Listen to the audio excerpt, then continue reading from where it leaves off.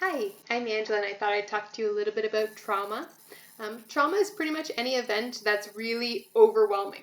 So overwhelming that your heart rate picks up, that your nervous system speeds up, and that the memory records a little bit differently.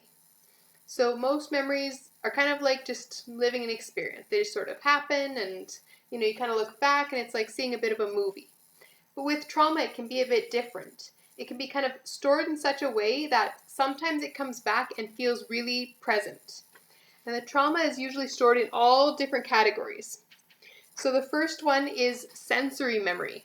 So the memory that happens that's triggered by smells, things you touch that are similar, things you hear that are similar, and things you taste that are similar. These type of memories are what people usually call like flashbacks. It reoccurs as if they're reliving that sensory experience. The next type is kind of called the body memory. So body memory happens when your body holds on to the memory as if it was pain in the present. So that can kind of look like either a flashback when your body's in a certain position or doing a certain movement, or it could also be kind of a chronic headache, a stomach ache, a feeling of nausea, certain body pains, or certain discomfort or sensations in different parts of the body. So the next category is beliefs. So another thing that can really be impacted with trauma is the way people think about themselves and the world around them. So pre-overwhelming experience, people might have felt calm, safe, connected to others, but after the trauma, they might feel really guilty, they might feel like I've done something wrong, they might feel like the world is an unsafe place, that they can't trust themselves or that they can't trust other people.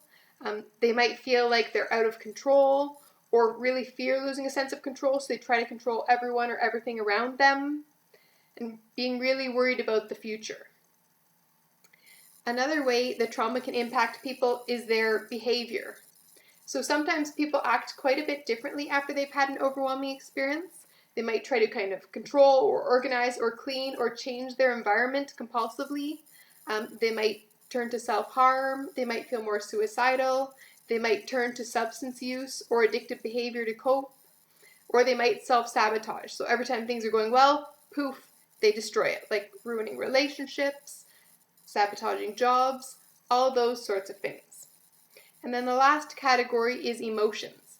Often people feel really overwhelming emotions when they're struggling with trauma. Anything from that sense of shame, like you're holding a big brick on top of you, like you're dirty, you're not worth it, you're not good enough, all those sorts of things.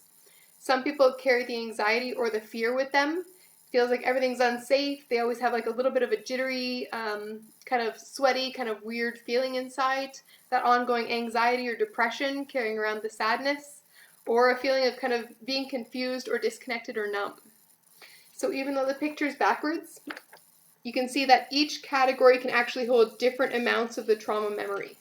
Sometimes people have a lot of a certain type of memory, sometimes they only have a little of another, or they might have a lot of everything. One of the goals we look at with therapy is how to figure out exactly what symptoms people are experiencing, exactly what type of memory they're holding on to, and then figuring out how do we let this go. Is it activities to create a sense of safety? Is it things that reconnect you with your body? Is it EMDR to process and heal the trauma? Is it DBT to kind of work on your sense of presence? Being here, understanding your emotions, connecting to others interpersonally. All of these things are great ways to heal those trauma memories. Happy healing. Bye.